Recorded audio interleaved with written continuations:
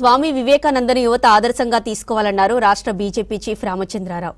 స్వామి వివేకానంద 164వ జయంతి సందర్భంగా సికింద్రాబాద్ ఆవుల మందలో వివేకానంద విగ్రహాన్ని రామచంద్రారావు ప్రారంభించారు. దేశం ధర్మం కోసం పనిచేసిన మహనీయుడు స్వామి వివేకానంద అని తెలిపారు రామచంద్రారావు. ఈ కార్యక్రమంలో మాజీ గవర్నర్ బండారు దత్తాత్రేయతో పాటు స్వామి తత్పానంద పాల్గొన్నారు. ఒక ఐడియాలజీ ఏదో సిద్ధాంతం ఏదో 164 సంవత్సరాలు అయినప్పుడు కూడా ఆ సిద్ధాంతం ఇంకా బలపడతా ఉన్నది.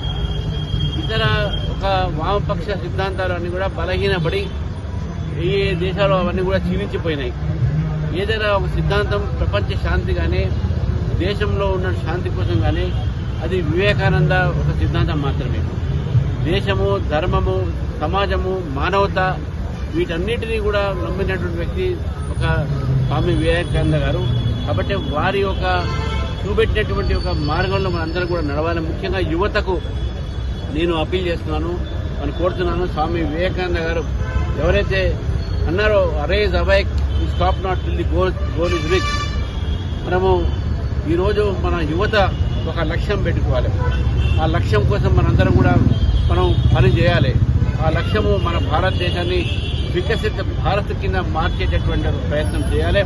అందరం కూడా దేశం కోసము మనం ప్రాణాలు ఇచ్చేటటువంటి ఒక త్యాగం ఇచ్చేటటువంటి ఒక మనోభావన మనలో కలగాలి. దానికి స్వామి వివేకానంద గారే మనందరికీ ఆదర్శం అని చెప్తూ ఈరోజు భారతీయ జనతా పార్టీ తరఫు నుంచి కూడా నేను వారికి నివాళులు అర్పిస్తున్నాను. ఇక్కడ సికింద్రాబాద్లో ఇదే ప్రాంతంలో వివేకానంద గారు ఆ రోజు అమెరికాకు పోయే ముందు, షికాగో పోయే ముందు ఇక్కడ రావడం జరిగింది. మహబూబ్ కాలేజీలో మనం మాట్లాడి ఇక్కడ కన్యాకాపరమేశ్వరి యొక్క టెంపుల్ ఉంది. ఇక్కడ కన్యకాపరమేశ్వరి టెంపుల్ పక్కన ఒక వ్యక్తి ఇంట్లో ఇక్కడ నిద్ర చేశారు. ఇక్కడ నిద్ర చేసి తెల్లవారుజామున వారు అమెరికాకు పోవడం జరిగింది.